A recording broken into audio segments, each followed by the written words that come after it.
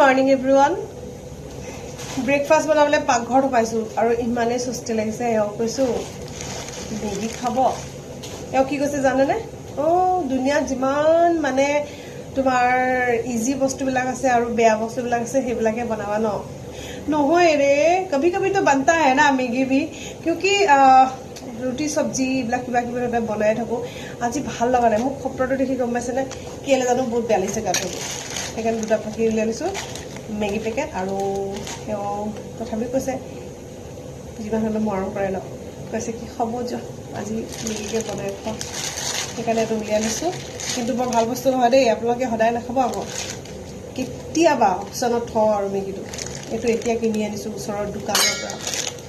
তো মেগী বনাই দিওঁ बस 2 मिनट में आज मान लो ब्रेकफास्ट 10 टका मैगी है